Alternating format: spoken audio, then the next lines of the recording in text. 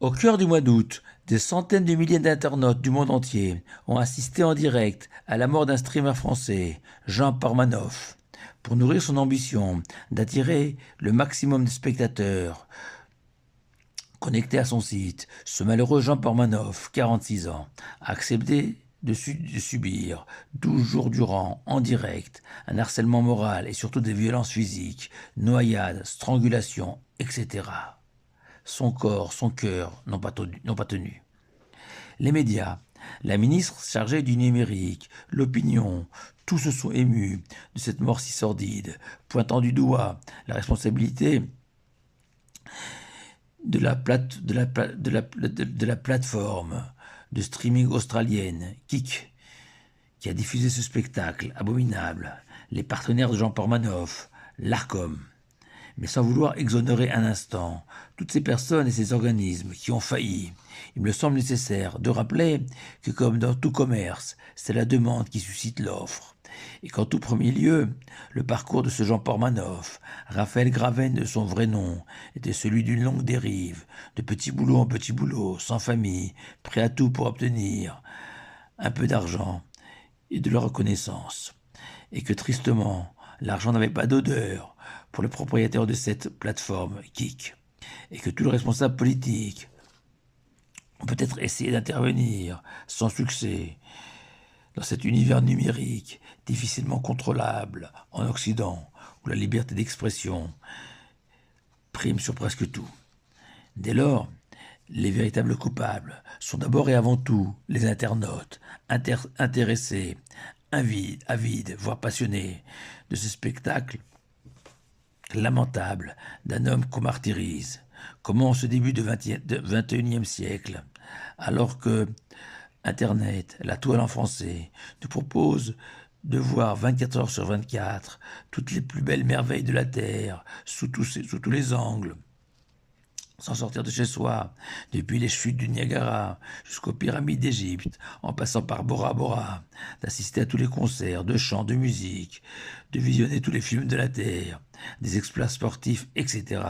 Comment peut-on consciemment choisir de se connecter au site de ce Jean Pormanoff? Et même si, je vous l'accorde, encore, il faut aussi absoudre parmi ces spectateurs ces personnes fragiles, eux-mêmes victimes de leur passé, de telles humiliations, de telles violences, pour lesquelles ce spectacle peut être une forme de thérapie ou d'exutoire. Il reste encore un nombre très important d'internautes, de monsieur tout le monde, qui apprécient, trouvent un certain plaisir à regarder un homme supplicié. Et consciente de ce danger, de ce risque de voir l'être humain s'abaisser, s'attacher à des images aussi abjectes, la Torah, notre paracha de Kitetsé, va nous ordonner de nous revêtir tous les jours d'un habit possédant quatre coins, auquel on a l'obligation d'attacher à ces quatre coins des tzitzit, des fils en français. Et si le sens premier de ce tzitzit est bien de constituer un uniforme pour un juif, lui rappelant à chaque instant son devoir, sa mission, son rôle dans le monde en tant que juif, la vocation de tous les uniformes de la terre. Mais la halakha, la loi juive, stipule qu'en plus de se revêtir de ces tzitzit au préalable, avant de les porter normalement sur ses épaules et le haut du corps, il faut aussi s'en envelopper, s'en recouvrir entièrement, masquer son visage, et au moins la majorité de son corps, et réciter la bénédiction qui nous a ordonné de nous envelopper avec ces tzitzit. Quel est le sens de cette obligation de s'envelopper avec le tzitzit, en plus de le porter comme un uniforme? Le bar et son gendre le Taz, y voilà une manière de communier avec le Tout-Puissant, de s'isoler, afin de mieux se pénétrer de notre mission sur terre, fixée par l'Éternel. Le Gaon de Vilna, lui, préfère y voir une marque de modestie, de pudeur vis-à-vis du Saint béni soit-il, en s'appuyant sur nombre d'anecdotes dans le Talmud,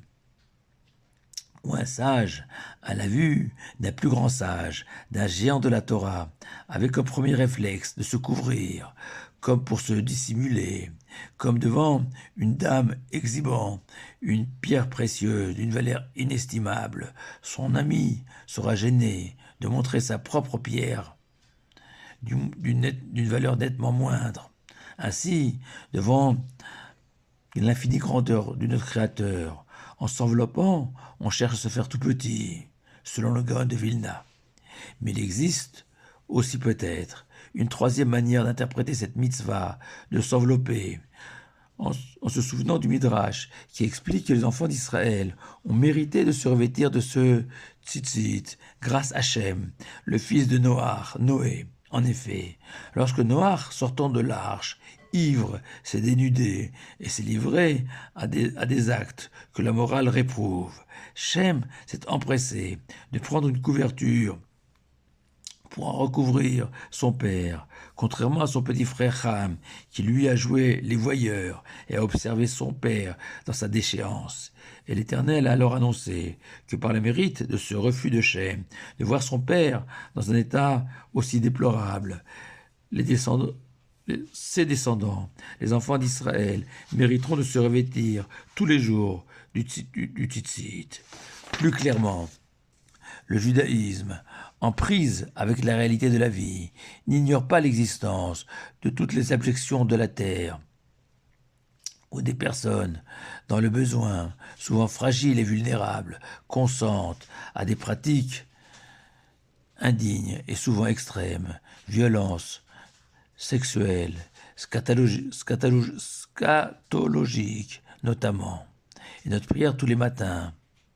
en s'enveloppant de ce tzitzit et de protéger nos yeux de toutes ces laideurs, ces images dégradantes qui abîment notre âme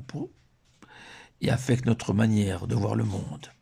Et je voudrais attirer votre attention que même si la Torah condamne la vision de tout acte immoral, le voyeurisme, cette envie d'intrusion dans l'intimité de l'autre est aussi condamnable. Pour conclure, juste avant de s'envelopper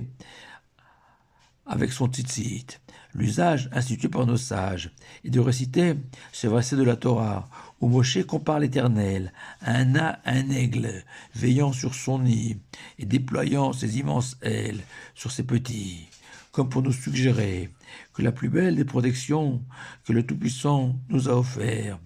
contre tous les dangers de la terre, c'est bien ce vêtement, ces tzitzit, comparé aux ailes d'un aigle, à la fois protectrice, mais aussi permettant à l'aigle d'atteindre les cieux, le divin. Shabbat Shalom à vous tous.